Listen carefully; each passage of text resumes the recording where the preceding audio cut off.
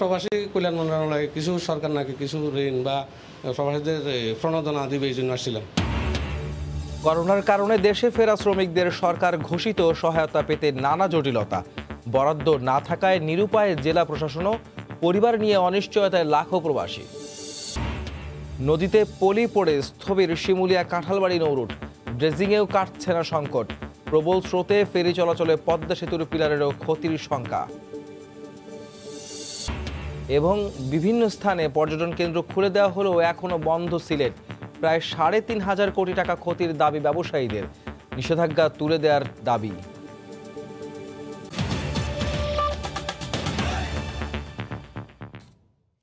বাংলা সময়ের সঙ্গে আছে আমি আহমেদ সালেহিন।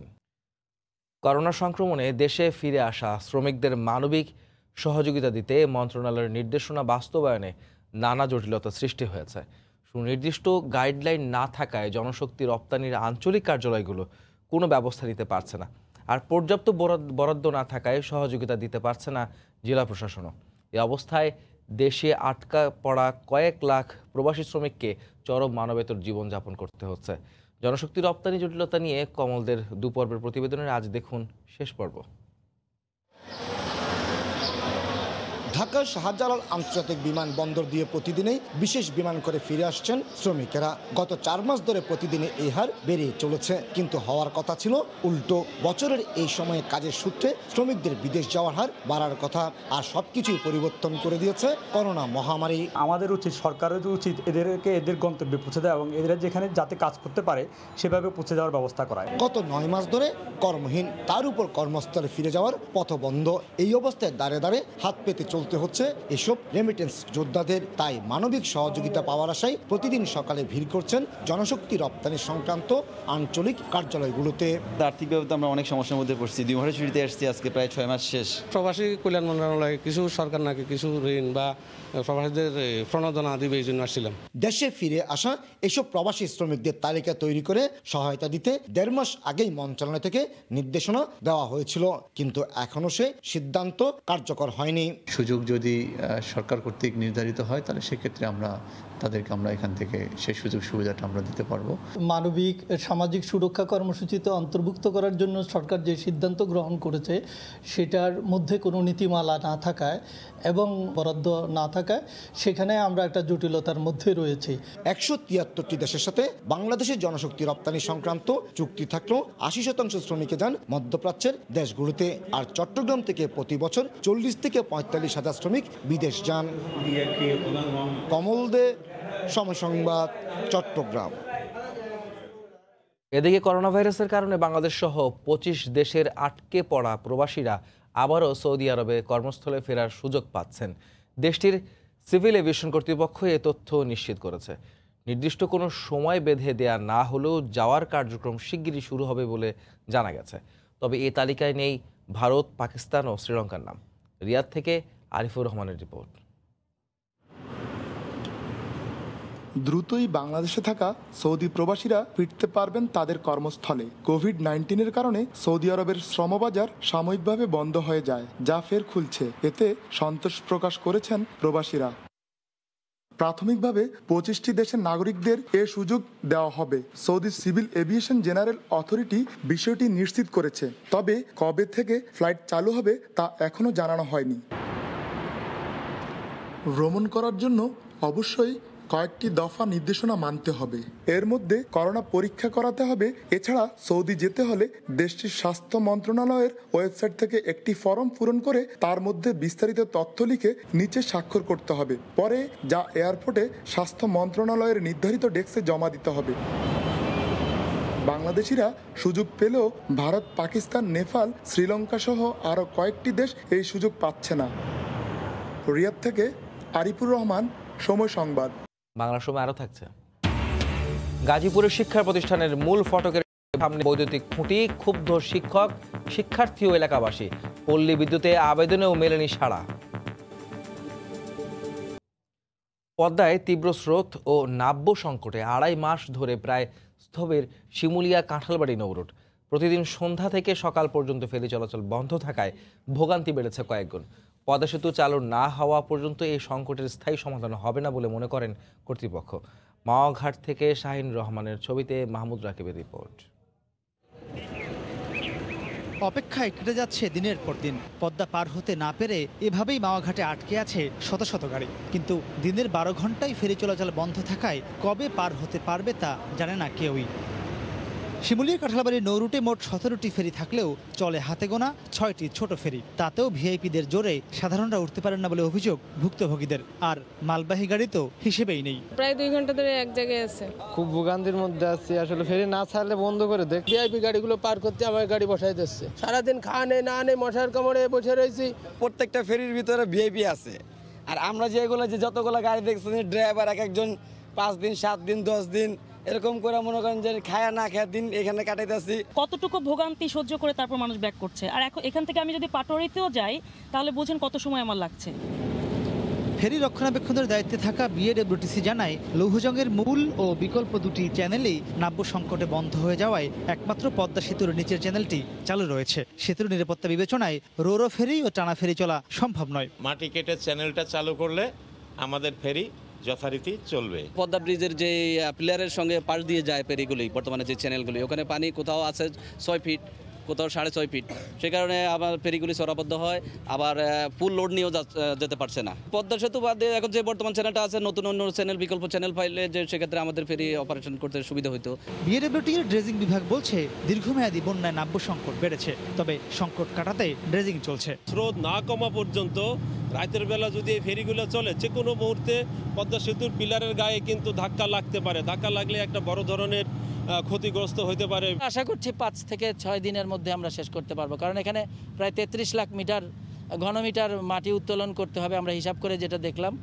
যদি আমাদের প্রকৃতি সহায় থাকে, কিছু কিছু পলি যদি সরে যায় আপনি তাহলে হয়তো আর একটু কম লাগতে পারে।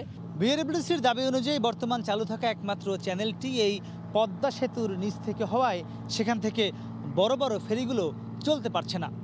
তবে বিএডব্লিউটিএ বলছে, নাব্য সংকটের কারণে বন্ধ থাকা লৌহজং চ্যানেল ও বিকল্প চ্যানেলটিও এই ব্রিজের নিচ থেকেই চলে গেছে। তার মানে পদ্মা সেতু পুরোপুরি চালু না হওয়া পর্যন্ত যে শিমুলিয়া কাঁঠালবাড়ির নৌরুটের এই ভোগান্তি স্থায়ীভাবে সমাধান হচ্ছে না তা স্পষ্ট। মাহমুদ রাকিব, সময় সংবাদ, শিমুলিয়া, মুন্সিগঞ্জ। এদিকে কাঁঠালবাড়ি শিমুলিয়া নৌরুটে রাতে ফেরি চলাচল বন্ধ থাকায় পাটুরিয়া দৌলতদিয়া ঘাটে যানবাহনের চাপ বেড়েছে। দিনের পর দিন ঘাট এলাকায় পারাপারের অপেক্ষায় থেকে চরম দুর্ভোগ পোহাতে হচ্ছে ট্রাক চালক, শ্রমিক ও ব্যবসায়ীরা। এই মুহূর্তে মানিকগঞ্জের পাটুরিয়া ঘাটে আছেন রিপোর্টার ইউসুফ আলী। সরাসরি চলে যাচ্ছি তার কাছে। ইউসুফ,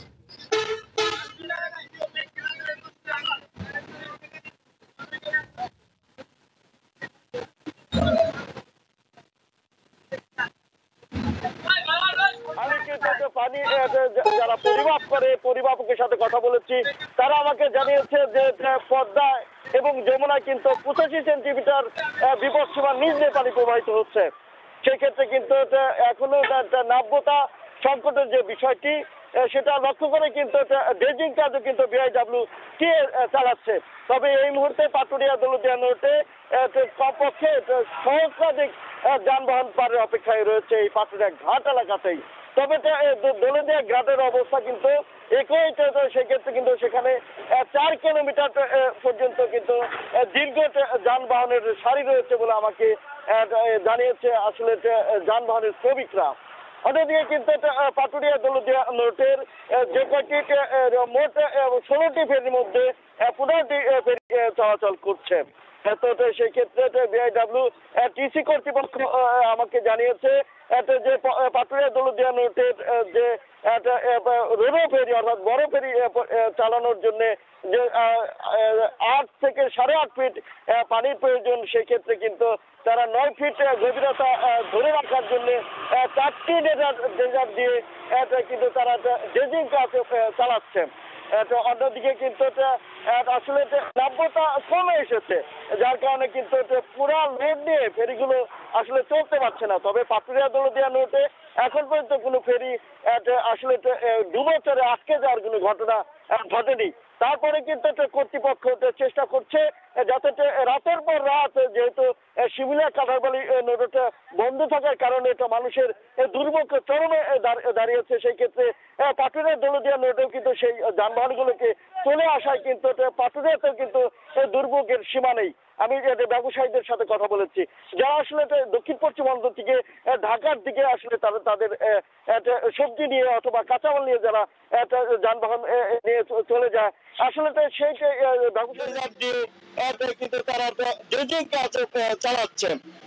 অন্যদিকে কিন্তু আসলে নাব্যতা কমে এসেছে, যার কারণে কিন্তু পুরা লোড দিয়ে ফেরিগুলো আসলে চলতে পারছে না। তবে পাটুরিয়া দৌলতদিয়া নোটে এখন পর্যন্ত কোনো ফেরি আসলে ডুবোচরে আটকে যাওয়ার কোনো ঘটনা ঘটেনি।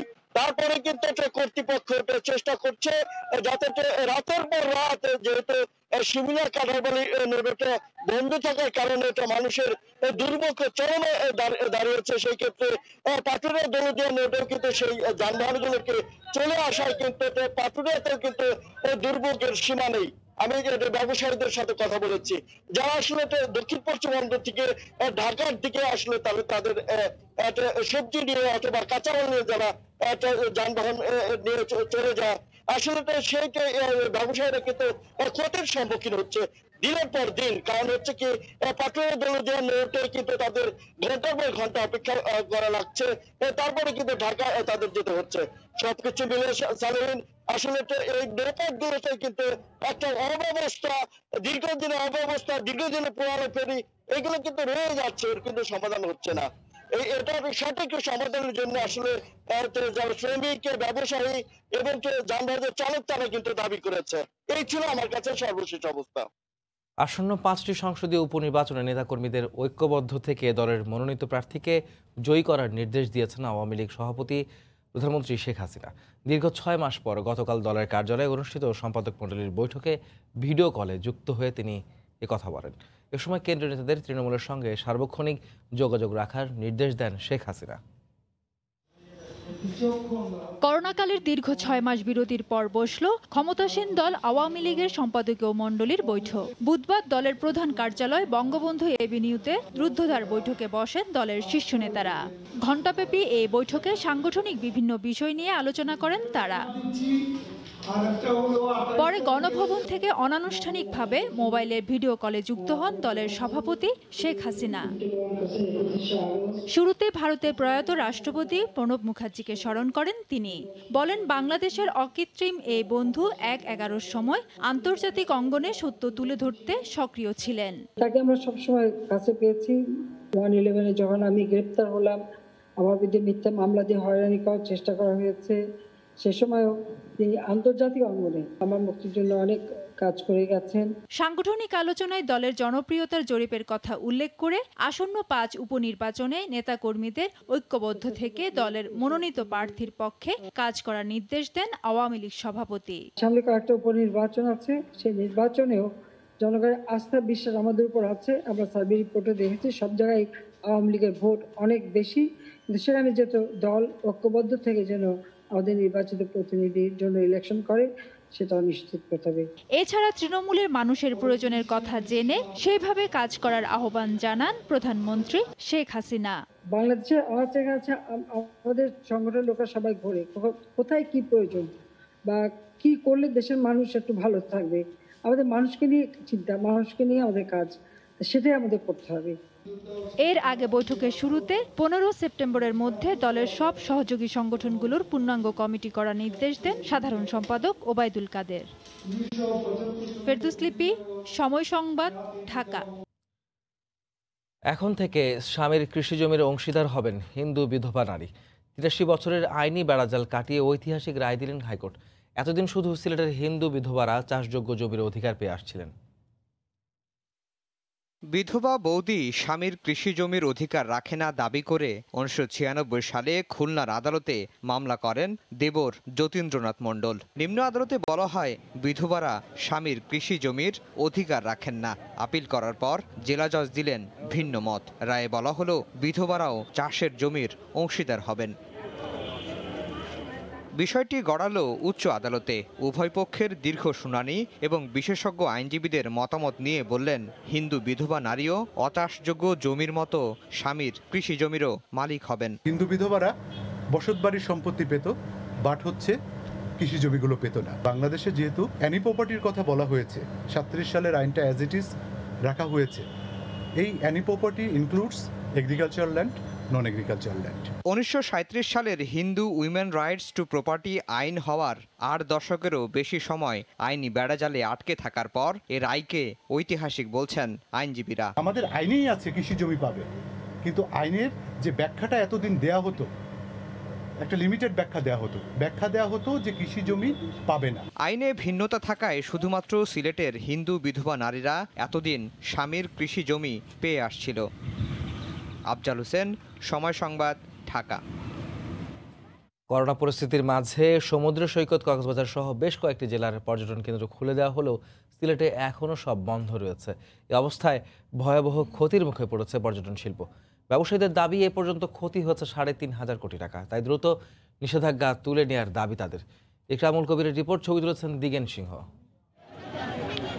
দেশের জনপ্রিয় পর্যটন কেন্দ্র জাফলং বছর জুড়ে পর্যটকদের পদচারণায় মুখরিত থাকে।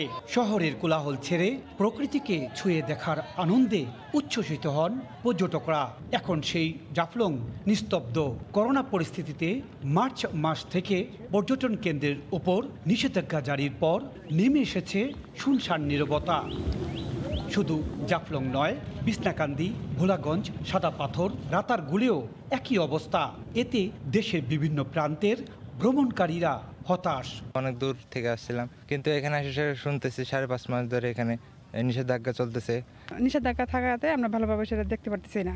পর্যটক না আসায় মানবেতর জীবনযাপন করছে এই শিল্পের সাথে জড়িতরা। 150 ফটোগ্রাফারের মধ্যে কেউ ছবি টবি তুলতে পাই না, খুব কষ্টে দিয়ে দিন যাচ্ছে আর কি। ব্যবসার অবস্থা এখন খুবই খারাপ। এই আমরা দোকান বন্ধ রাখি ভাড়া দিতেছি। তাদের বিকল্প কোনো কর্মসংস্থান নেই। এতে করে পর্যটন কেন্দ্র খুলে না দেওয়ায় এই যে প্রান্তিক জনগোষ্ঠী তারা না খেয়ে জীবনযাপন করছে। করোনা সংক্রমণ রোধে বন্ধ পর্যটন কেন্দ্র, hotel, motel, resort, rest house সহ পরিবহনও। এতে আর্থিক ক্ষতি কয়েক হাজার কোটি টাকা বলে দাবি হোটেল মালিকদের। হোটেল, মোটেল, রিসোর্ট, তারপর transport, tour guide, tour operator সবগুলো সম্পৃক্ত হয়ে আমাদের এখন পর্যন্ত 3 থেকে 3.5 কোটি টাকা আমাদের ক্ষতিগ্রস্ত হয়েছে। সিলেটের জেলা প্রশাসন 18 মার্চ থেকে সিলেটের পর্যটন কেন্দ্রগুলো বন্ধ ঘোষণা করে। প্রায় 5.5 মাস ধরে সিলেট অঞ্চলের পর্যটন কেন্দ্রগুলোতে পর্যটকদের যাতায়াতের উপর নিষেধাজ্ঞা আরোপের ফলে কোটি কোটি টাকার ক্ষতির সম্মুখীন হচ্ছেন সংশ্লিষ্টরা। এ অবস্থায় অতি দ্রুত পর্যটন কেন্দ্রগুলোর উপর থেকে নিষেধাজ্ঞা প্রত্যাহারের দাবি জানিয়েছেন পর্যটক ও সংশ্লিষ্টরা। সিলেটের জাফলং থেকে ইকরামুল কবির, সময় সংবাদ। গাজীপুরে একটি শিক্ষা প্রতিষ্ঠানের প্রধান ফটকের সামনে বৈদ্যুতিক খুঁটি স্থাপন করায় ক্ষুব্ধ শিক্ষক, শিক্ষার্থী ও এলাকাবাসী। ঝুঁকিপূর্ণ খুঁটিটি সরাতে পল্লী বিদ্যুৎ অফিসে আবেদন করেছেন প্রতিষ্ঠান প্রধান। এদিকে দ্রুত খুঁটিটি সরিয়ে ফেলার নির্দেশ দেওয়া হয়েছে বলে জানিয়েছে পল্লী বিদ্যুৎ কর্তৃপক্ষ। রাজিবুল হাসানের রিপোর্ট। করোনা পরিস্থিতির কারণে 5 মাসের বেশি সময় ধরে বন্ধ রয়েছে দেশের শিক্ষা প্রতিষ্ঠানগুলো। দাপ্তরিক কাজ ছাড়া খুব একটা শিক্ষা প্রতিষ্ঠানে আসা যাওয়া নেই শিক্ষক, শিক্ষার্থীদের। এই সময়ের মধ্যেই মাওনা চৌরাস্তা পাবলিক স্কুল অ্যান্ড কলেজ নামে একটি শিক্ষা প্রতিষ্ঠানের প্রধান ফটকের ঠিক সামনে পল্লী বিদ্যুৎ বৈদ্যুতিক খুঁটি স্থাপন করে।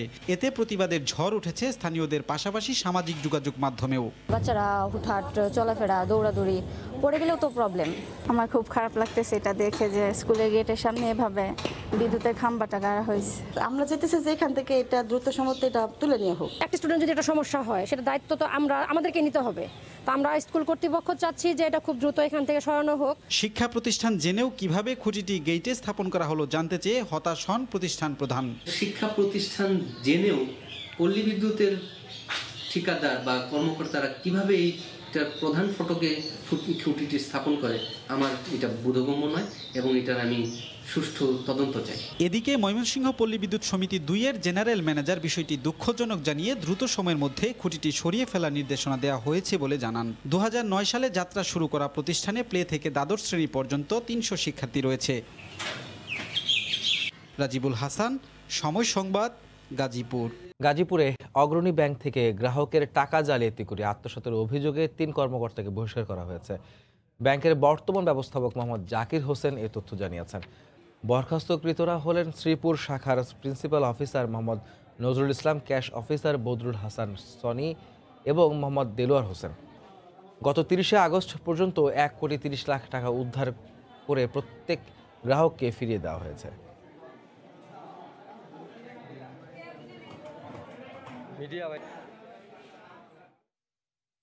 নাটোরে আলাদা অভিযান চালিয়ে অনিয়মের অভিযোগে 4টি বেসরকারি ক্লিনিক ও 9টি যানবাহনকে প্রায় 4.5 লাখ টাকা জরিমানা করা হয়েছে। গতকাল দুপুরে গুরুদাসপুর উপজেলা শহরের বিভিন্ন বেসরকারি হাসপাতালে অভিযান চালান সহকারী কমিশনার আবু রাসেলের নেতৃত্বাধীন ভ্রাম্যমাণ আদালত। নানা অনিয়মের অভিযোগে হাজরা ক্লিনিক অ্যান্ড ডায়াগনস্টিক সেন্টারকে 2 লাখ টাকা, আলপনা ক্লিনিক অ্যান্ড ডায়াগনস্টিক সেন্টারকে 1 লাখ টাকা, চলনবিল ক্লিনিক অ্যান্ড ডায়াগনস্টিক সেন্টারকে 50,000 টাকা এবং তানিয়া ক্লিনিক অ্যান্ড ডায়াগনস্টিক সেন্টারকে 75,000 টাকা জরিমানা করা হয়। এছাড়া অতিরিক্ত যাত্রী বহনের অভিযোগে 9টি যানবাহনকে 9,000 টাকা জরিমানা করা হয়।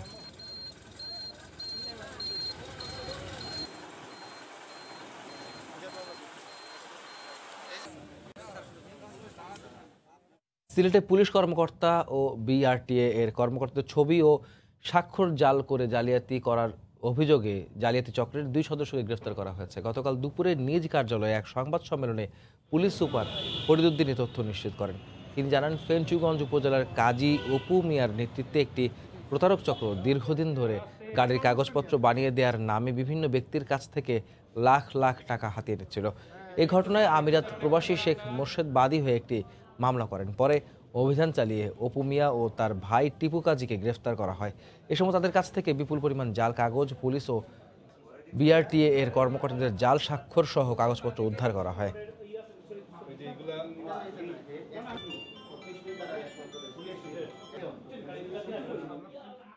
কিশোরগঞ্জে পরিচয় গোপন করে পাসপোর্ট করার সময় এক রোহিঙ্গা নাগরিককে আটক করা হয়েছে। কিশোরগঞ্জ আঞ্চলিক পাসপোর্ট অফিসের সহকারী পরিচালক মোহাম্মদ আনিসুর রহমান জানান, গতকাল সকালে বাবা মায়ের নামে ভুয়া পরিচয়পত্র তৈরি করে নিজের নামে পাসপোর্ট করতে আসে রোহিঙ্গা নাগরিক সাদেক হোসেন। পরে ভাষায় মিল না থাকায় জিজ্ঞাসাবাদে তার প্রতারণার বিষয়টি ধরা পড়ে। মূলত চট্টগ্রাম থেকে এসে কিশোরগঞ্জ শহরের এক ব্যক্তির সহযোগিতায় পাসপোর্ট তৈরির চেষ্টা করেন সাদেক হোসেন। পরে তাকে কিশোরগঞ্জ মডেল থানায় হস্তান্তর করা হয়। এ ব্যাপারে আইনানুগ ব্যবস্থা নেওয়া হচ্ছে বলেও জানিয়েছে পুলিশ।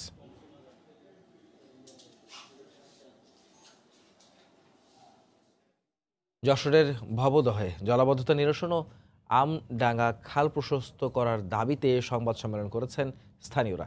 গতকাল দুপুরে জেলা প্রেস ক্লাবে ভবদহ জলাবদ্ধতা নিষ্কাশন আন্দোলন কমিটির নেতারা এ সংবাদ সম্মেলন করেন। এ সময় বক্তারা হরি, টেকা ও মুক্তেশ্বরী নদী খনন করে ভবদহের জলাবদ্ধতা নিরসন করার আহ্বান জানান। পাশাপাশি বিল কপালিয়ায় টিআরএম চালু ও আমডাঙ্গা খাল প্রশস্ত করার দাবি জানান তারা। সংবাদ সম্মেলনে পায়রা ইউনিয়নের চেয়ারম্যান বিষ্ণুপদ দাস, কুলটিয়া ইউনিয়নের চেয়ারম্যান শেখর চন্দ্র, সুন্দরী ইউনিয়নের চেয়ারম্যান বিকাশ রায় উপস্থিত ছিলেন।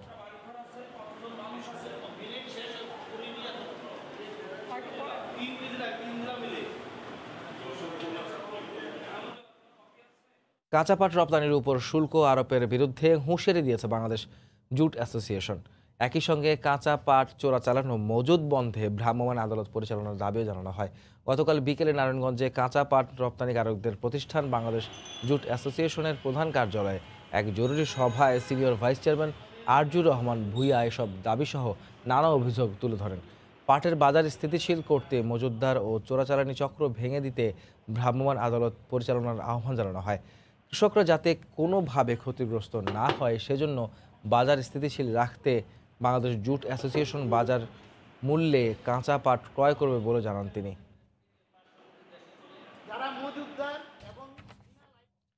নড়াইলে বিনম্র শ্রদ্ধা ও ভালোবাসায় স্মরণ করা হলো ভারতের সাবেক রাষ্ট্রপতি প্রণব মুখার্জিকে। সদর উপজেলার তুলারামপুরে শুভ্রা মুখার্জি ফাউন্ডেশন ও প্রণব পত্নীর মামাবাড়ির যৌথ উদ্যোগে এই কর্মসূচি পালিত হয়। এ সময় ভারতের সাবেক রাষ্ট্রপতির অস্থায়ী প্রতিকৃতিতে ফুল দিয়ে শ্রদ্ধা নিবেদন করা হয়। পরে সংক্ষিপ্ত শোক সভায় বক্তারা প্রণব মুখার্জিকে বাংলাদেশের অকৃত্রিম বন্ধু বলে উল্লেখ করেন।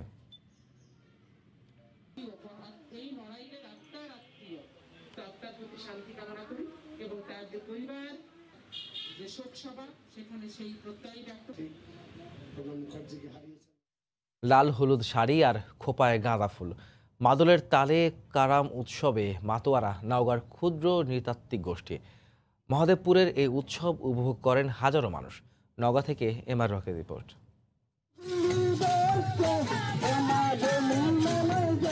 দুপুরের পর থেকেই বাদ্যর তালে নিচে গিয়ে ক্ষুদ্র নৃগোষ্ঠীর বিভিন্ন সম্প্রদায়ের নারী ও পুরুষ দল বেঁধে আসতে থাকেন নওগাঁর মহাদেবপুরের নাটশাল মাঠে।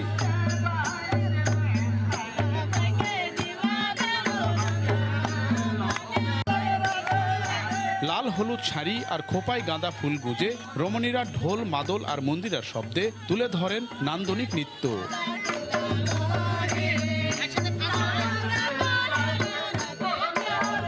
করোনার মাঝে ছন্দময় এমন উৎসব দেখতে ঢল নামে নানা শ্রেণী পেশার মানুষের। এই অনুষ্ঠানের জন্য আমরা অপেক্ষায় ছিলাম। এখানে আমরা নাচ করলাম, কারাম এবং ঝুবা নাচ করলাম। ছন্দময় কসরতের নান্দনিক নৃত্য দেখে বিমোহিত দর্শনার্থীরা। এটি আসলে উরাও, মুন্ডা, পাহাড়, সাঁওতাল সব ধর্মগোষ্ঠীরই জাতিগোষ্ঠীরই এই উৎসবটি রয়েছে। কারাম উৎসবকে ঘিরে নাটশাল মাঠ সাজে যেন রঙিন আঙিনায় বসেছে মিষ্টান্ন সহ বাহারি পণ্যের রকমারি দোকান। ক্ষুদ্র নৃগোষ্ঠীর নিজস্ব সংস্কৃতিকে তুলে ধরাই এই আয়োজনের লক্ষ্য বলে জানান আয়োজকরা। এটি হচ্ছে আদিবাসীদের নিজস্ব আত্মপরিচয়।